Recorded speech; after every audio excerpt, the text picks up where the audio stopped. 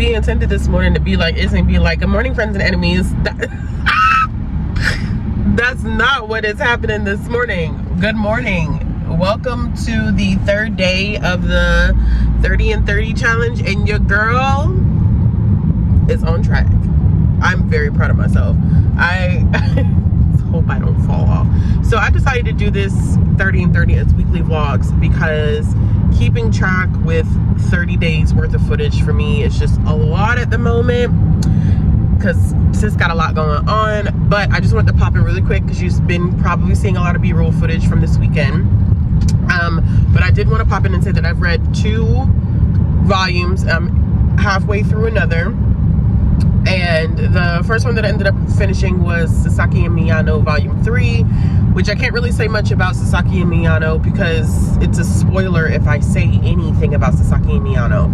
But it's cute. I do like that there was some grace giving for Miyano's feelings, and that instead of their friendship being awkward or something going left because of what Miyano was trying to process, I like that they were able just to maintain their usual conversation and friendship. I really, really appreciated that. Like, that meant a lot. So I ended up giving that one 3.5 stars, and then I ended up rereading, which I read this for the 30 and 30 in April of 2022, I believe. I ended up reading, what did I end up reading?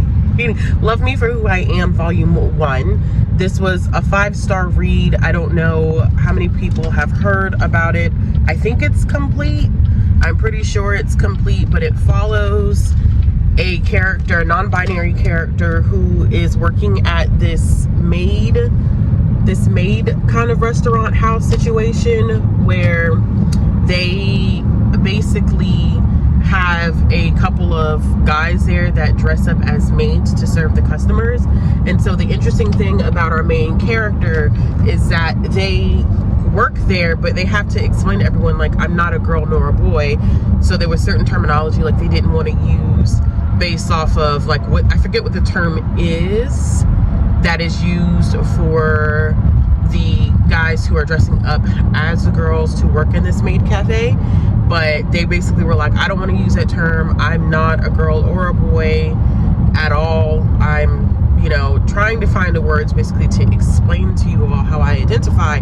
And so while I think the staff is like trying to be extremely welcoming, they are confused about their identity and how to really address them and to understand them as a person. And so there are a couple content warnings there for like misgendering. Clearly, it's been a while since I've read it. So it's been a year since I've read Volume 1. And I was so shocked at the ending again, because I forgot that that's how the ending goes, because our main character possibly has romantic feelings for one of the other characters that works at the maid cafe, and this is the same character that kind of introduced them to everyone and wanted to make them feel included in everything.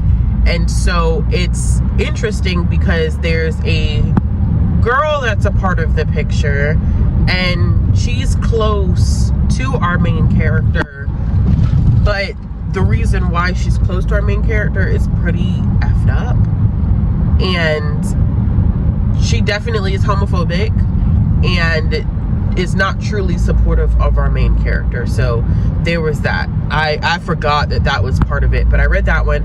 I am also partway through House of Shadows Volume 1. This one's really not my cup of tea, y'all. Like, the premise of it sounded interesting, where we have these living dolls that are actually shadows for this elite family that don't have faces.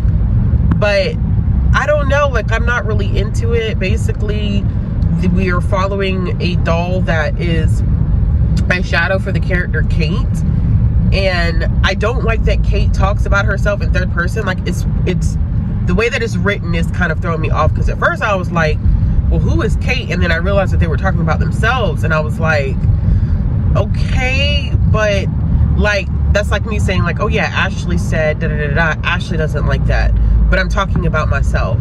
So I don't like that, like a character talking about themselves in third person, is just, the writing is throwing me off. And the story itself is really not that interesting. There may be some that unravels towards the end of this volume. I know that the second volume just released like November of last year.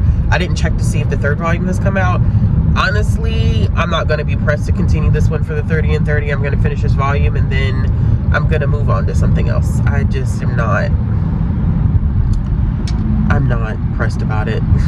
Hate to say it, but I'm not. But anyway, I will check in at another point when I finish something else, I guess.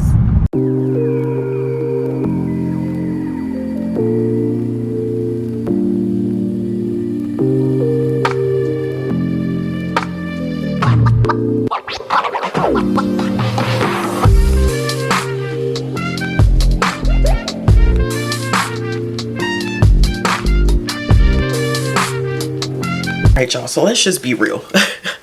I just filmed 3 videos.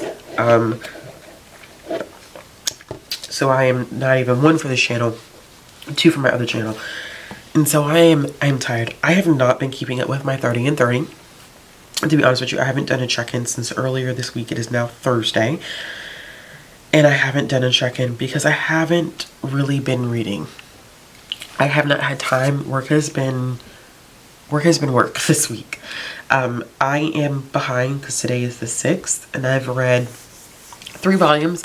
I know I talked about Sasaki and Miyano Volume 3, Love Me for Who I Am Volume 1, which I gave Sasaki and Miyano 3.5 stars. I gave Love Me for Who I Am 5 stars. I also ended up reading Shadow's House, which I'm not even sure where my copy is. I think it's upstairs. I'm not going up there to get it. We're going to insert a picture because I'm not going upstairs to go get it. But I also ended up reading Shadow's House Volume 1. And I was talking to Bree last night about this one, and because she also read it. And I was going back and forth whether to do 3.5 or 4 stars, and I'm going to give it 3.5. Reason why I'm giving it 3.5, if you didn't know, Shadow's House is about this family, this elite family that they're shadows. Like, they have no defining facial features. And so they create these living dolls that are supposed to mimic whatever emotions they're feeling. And so a story itself, I'm going to look the names up, because if it didn't, I would get it wrong. It follows Emilico and Kate. And so Kate is a shadow, Emilico is the living doll. And Emilico seems to be kind of like a special case in the sense that she's not, and you don't really get to see it because it's so short. This is just really pretty much like an introduction to the world. But Kate and Emilico seem to be a little different than the other shadow and living doll pairings. That Emilico, she's newer, she's, you know, she's newly made. That's what you say. She's newly made, so she's not as aware of herself as the other dolls are. And her primary purpose not only is to serve as Kate's like face, but also she cleans, because these shadows give off soot everywhere all the time. Like, every time they touch something, when they get angry, it's just soot all over the place. And so Emilico is responsible for cleaning it all the time, as are the other living dolls. And it takes hundreds of these living dolls to maintain any type of cleanliness in this household. What I loved about this one was the world building, because I think I am intrigued enough where I'm like, I want to know more about why the shadow family exists. Like, what happened to them? Like, did they just come to exist? Or is this like fantastical, like curse wise? How are these living dolls made? Why do they have to live in certain situations, which I don't want to spoil? I don't know if it's important to the story, so I'm just going to keep it to myself. Why they have to live in certain living situations that the shadows don't. And there's this one scene where Kate does something that creates something else that is unique even to Emilico and to us as readers. And so I want to know like why that specific thing happened. So I'm intrigued enough to continue on, but I'm also not like in a rush to continue on, if that makes sense. I am going to my parents' house this weekend for Easter, so I may have a little bit more time to read it than before. Fingers crossed. It is late tonight and I still need to pack our stuff to go. So I'm probably going to end up listening to an audiobook while I get our things tidied up and ready to go, and also clean up the kitchen before. I don't like leaving, well, one, I don't like going to bed with a dirty kitchen, and two, I don't like leaving my house with a dirty kitchen. I don't like doing that. But I am technically 3 volumes behind. So by the time that I get back to my house here, it will be the 10th, which means that we will be in a different vlog. This is going to go up on the 9th, and on the 10th we will start another week of the vlog. So what I'm thinking is that to make sure that I stay on track this weekend, I probably will take 2, 4, 6. I probably will take at least 6 volumes. Anything else I think I can read on my Kindle, but I probably will take at least 6 volumes. That way, if I read 3 and then I read 6 over the course of the, I've read 3, and if I read 6, I'm looking at a calendar by the way, if I read 6 over the course of the weekend, that will bring me to the correct amount that I would need to be on that Monday. I'll be back on track. I knew at some point I was probably going to fall behind because it was going to depend upon my work schedule and what I had going on. So I'm not surprised. I may try to read 1 volume tonight before I go to sleep, but I will let y'all know if that does end up happening, because I am currently reading Love Me for Who I Am Volume 2, and I did get a good chunk of that read last night. I just don't know if I'm going to be able to finish it tonight, but we will see. In terms of what I have coming up next, I do need to read my copies of One Piece. Somebody has them on hold at the library, so I can't renew them. So I want to take them this weekend and read them so that I can return them. So the person who is also starting to read the series doesn't have to continuously wait for me. So I'm going to go ahead and make that happen. I will check in with y'all either tonight before I go to sleep, or I will check in with y'all tomorrow at some point. Toodles.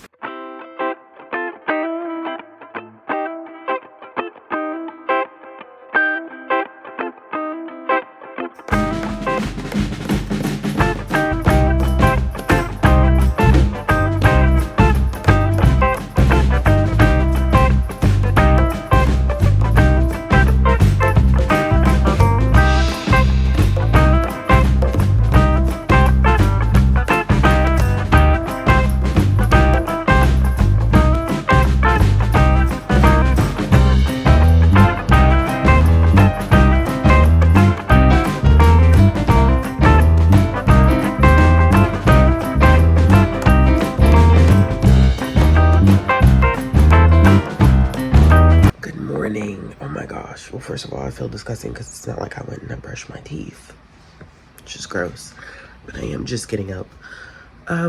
So this is the first check-in that I've done since I think it was Thursday night. I got food poisoning, or I think I've had like a stomach flu. I actually haven't really been eating since Thursday. Today's Sunday. And today is the first day where I feel like somewhat okay. I'm still hesitant to eat, kind of. But today's the first day where I'm like, okay, maybe I can eat something. I am going to sit down at some point and I'm going to do a better wrap up of the manga that I've read, which the only thing that I've read since the last time I checked in with y'all is Love Me for Who I Am Volume 2. So I am 4 volumes in. Today is the 9th, so I am behind. I am halfway through Dinosaur Sanctuary Volume 1, so I do plan on picking that one up. Today's gonna be my day where I catch up. It is Easter Sunday. We do not formally celebrate Easter per se, so we do not go to church or anything like that. My mom is cooking today, and yesterday, probably saw from some B-roll footage, I did take my daughter to an Easter egg hunt in my mom's neighborhood because of with my parents. So I'm going to read Dinosaur Sanctuary, and then once I read Dinosaur Sanctuary, I'm only 4 volumes behind. So today is my day to catch up, see how much I can read in the next, 12 hours. And then what I'm going to do is this vlog is going to go up tomorrow, which is a Monday, so that you know, we get these releases, these weekly 30 and 30 vlogs going up on Mondays. But yeah, that's it. I think that's it for right now. I just wanted to do a quick check-in. I'm about to go shower and fix all of this. And I ain't even talking to a camera and I haven't brushed my teeth yet because I feel like y'all be like, dang, Ashley, girl, like, your breath, child. But anyway, yeah, we're gonna go ahead and dive into putting on some clothes and looking decent, and then I will check in later. Hey y'all, so I wanted to do my final check-in for this vlog. I actually caught up today, and hold on, let me see, pull up my Goodreads because I want to make sure that I'm doing everything right. Okay, so I know the first thing that I need to talk about that I didn't get the chance to talk about was Love Me For Who I Am, volume number 2. So I can't really say much about this one because it is volume 2 and I really don't want to spoil it, but we continue to follow Magumo and Tetsu as some things may be blooming between the two of them. I will say that I'm really enjoying this one. I think that I'm going to give this one, I'm going to go with 4 stars. I am not a huge fan of Magumo's associate, friend, close companion. They grew up together basically, but their friend is horrible. And so that's like a huge, it's not a detractor in terms of stars, but I just hate that they have to deal with the foolishness when it comes to their quote unquote friend, because their friend is dealing with issues of their own. And I think that they project a lot onto their friend and they want their friend to be, I'm not talking about Magumo, I'm talking about Magumo's friend wants them to be something that they aren't. So to validate their own experience. But I'm really enjoying it. If you haven't read Love Me For Who I Am, this is definitely one to check out. Pulling up my Goodreads again here. Let's see. And I haven't written a review for any of these. Are we surprised? We should not be surprised at all. Let's see here. What did I, okay. So I have the rest of my volumes here. So that was the 4th volume that I ended up reading. I am caught up. I think I said that I'm caught up. I also ended up picking up Dinosaur Sanctuary. This was so great. I'm glad that we are getting these volumes slow. Volume 2 literally just released not too long ago, and we won't be getting volume 3 until the fall. This follows a character by the name of Suma, and she is becoming a new caretaker slash zookeeper at this dinosaur sanctuary.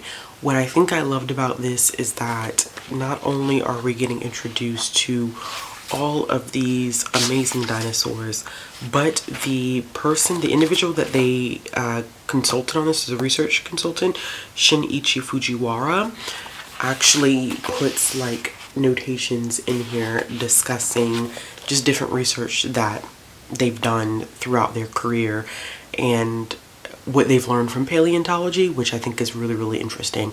So this fulfilled my dinosaur loving heart. Like the Jurassic Park kid in me really, really enjoyed this and really, really appreciate it. I didn't know where this was going because I felt like we were just getting kind of like day-to-day things in reference to Suma and how she wants to create this bond between dinosaurs and people, and for them to feel comfortable with dinosaurs, because the sanctuary that she's working at has pretty much lost a good portion of its money because of an incident that's happened. As a reader, you don't really know what that incident is and how it connects back to Suma, but at the end we figure out how the connection has occurred and who she is like related to, possibly. I don't want to spoil anything, but I was not expecting that jaw like dropping of a conclusion. So I'm not gonna lie to you, I have not bought any books this year, but I did add Dinosaur Sanctuary Volume 2 to a cart. Now, when am I gonna get it? I'm not sure, but I do know that this is a series that I'm gonna continue to pick up because this was just jaw-droppingly good. I think that just being introduced to the dinosaurs as Suma gets introduced to the dinosaurs and learning more about them is just really, really fun, and I enjoyed this one. This was good. So So after picking up that one, I did end up picking up How Do We Relationship Volume 4, Story and Art by Tammy Full. I've had a very love-hate relationship with How Do We Relationship. It is pretty difficult to talk about this volume because it is the 4th volume in, but our main characters have entered a pretty rough patch in their relationship, and part of me feels like we are seeing some abuse in the relationship, some emotional abuse, and sometimes I felt like on the verge of physical, but it doesn't really cross that line completely. But I felt like there was emotional and mental abuse definitely on page in this, and I don't know if that's me reading too much into it, but their relationship is toxic. And the thing about it is that I think that that is definitely the intention of the mangaka, to showcase this toxic relationship. But at the same time, I think it's just hard to read. And as a reader, you're not rooting for them to fix a relationship, you're rooting for them to break up.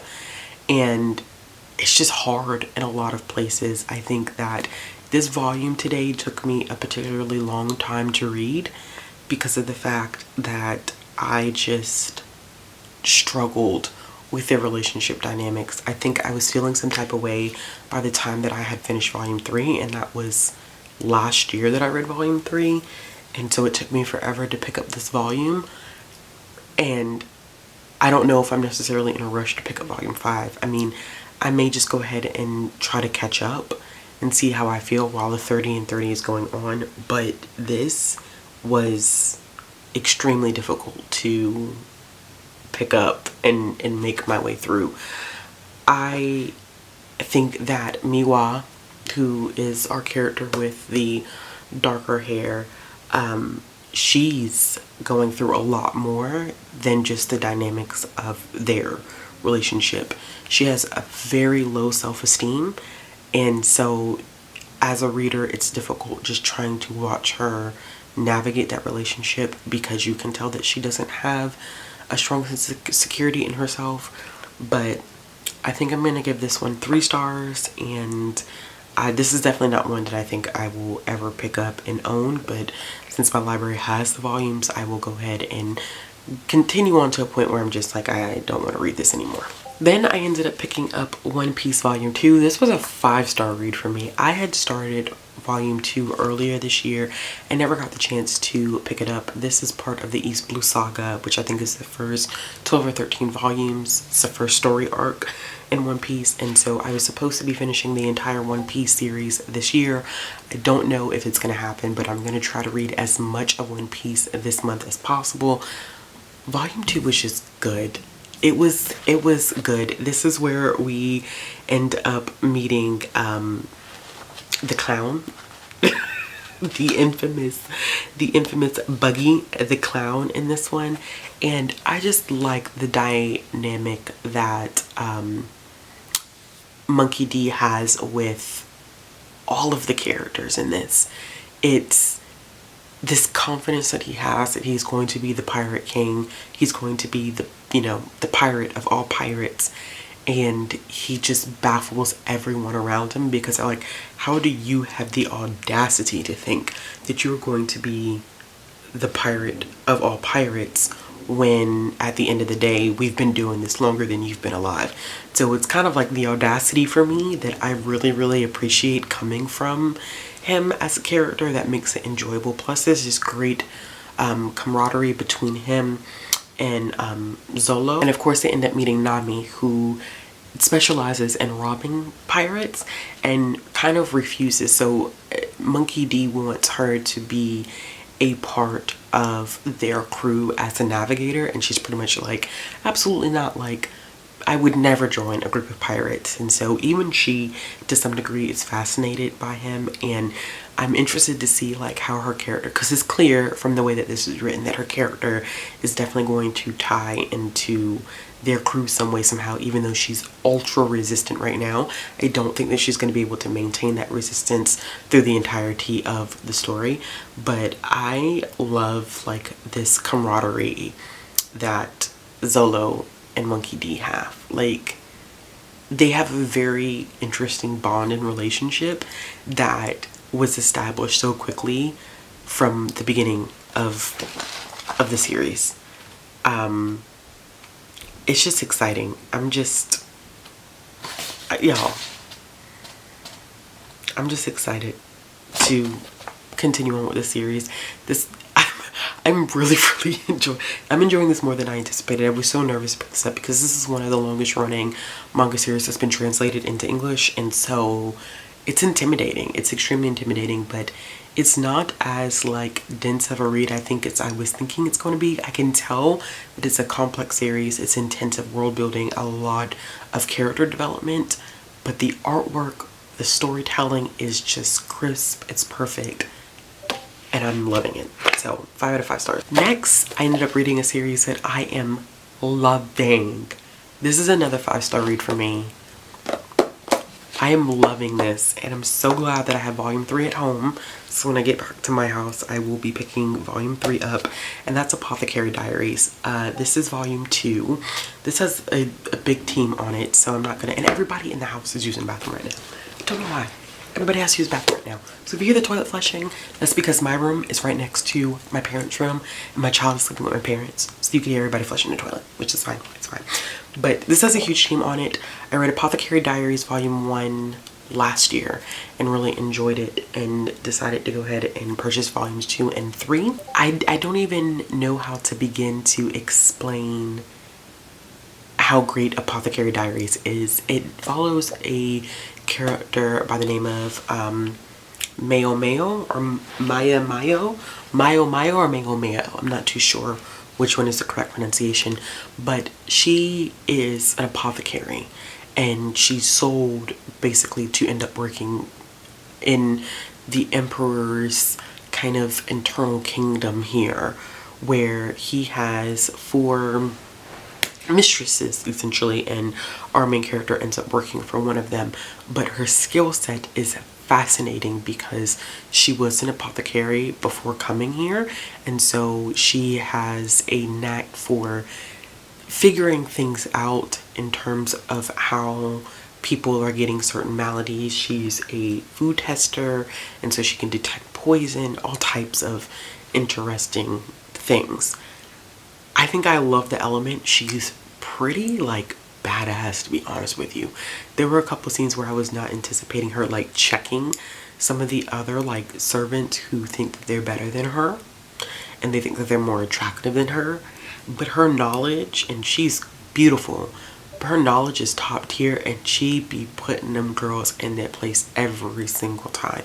And I like that we get to see her interacting with the other mistresses in unexpected ways, because she's attached to one as her kind of like her hand servant, but she also has these connections to the other ones in some ways. So this was great. This is a garden banquet that happens in this one, and some things happen at this garden banquet that I did not pick up on, that she picked up on, that were revealed at the end.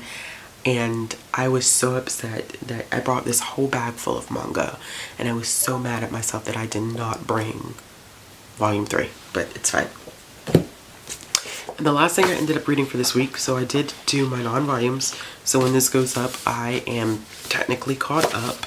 I ended up reading Blue Lock, and I'm also glad that I read a few of my own volumes. That makes me happy that it was a good balance between library copies that I read and then my own physical copies. So I ended up reading Blue Lock volume 1. I've been meaning to read Blue Lock for a long time, and I finally got to it today. This is interesting because I played soccer growing up. I played midfield, center mid, and this is about Japan's soccer team and their inability to make it to like the top teams in the World Cup. I think the highest they made it was like to like 16, so final 16, but they've never won the World Cup. And so in order to come up with a better suited team, what they decide is that they need to develop the ultimate striker. And so they take these 300 high school kids and they put them in this program, in this building, in this system that's called Blue Lock, and they're competing against each other to become the #1 player. It's definitely, I know this has been wrecked, this like for fans of haiku, but I feel like this is a little bit more sadistic than haiku. I haven't read haiku. I've only read like a portion of haiku. I haven't read all of it. And so I feel like this is a little bit, like I said, more on the sadistic side. And it's extremely competitive. And it's very much so not about the teamwork.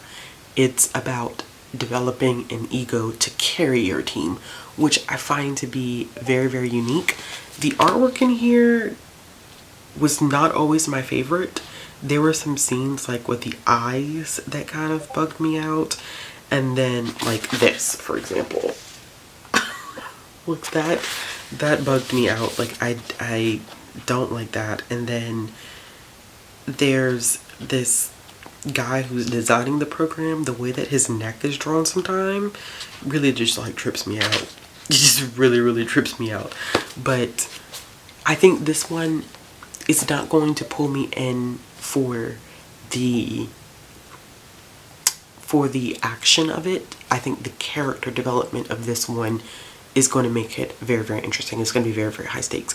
Regardless of the minor issues that I had with it, it's still a 4-star read. I have volume 2 on my shelf at home, so I will be picking that up at some point. Y'all, so that's it for this first week of the 30 and 30.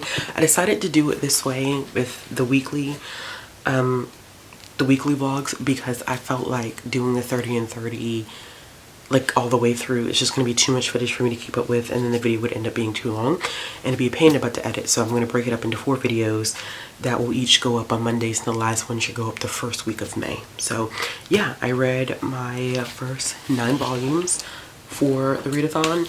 On my radar, I don't know how much reading I'm going to get done tonight because it's already kind of late and I'm tired and I still got to edit this video and get it up. But I do need to finish One Piece volumes 3 and 4 because I have to return those to the library on Tuesday. And so I probably will focus on reading those tomorrow. Same thing with Maison Ikuku. I think that's how you say it. By Rumiko Takahashi. I have to read this because this one's due back. Somebody's waiting for this one, and someone is waiting for Asadora by Urasawa. So those 4 are kind of my priority. But the other ones that I'd lined up for today that I wanted to read that I didn't get to was She Loves to Cook, She Loves to Eat, which a couple of y'all recommended to me when I was asking for some food manga. My library had a copy of it, so I went ahead and I put it on hold.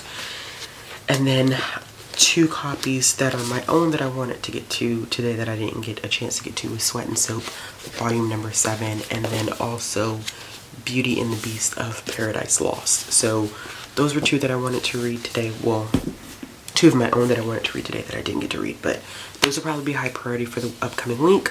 I look forward to doing or posting another one of these next Monday. So yeah, let me know if you're participating in 30 and 30 and what you're currently reading down in the comment box below. As always, if you like this video, give it a thumbs up. If you want to see more content from me, click the subscribe button, hit the bell for notifications, and I will be back with another video soon.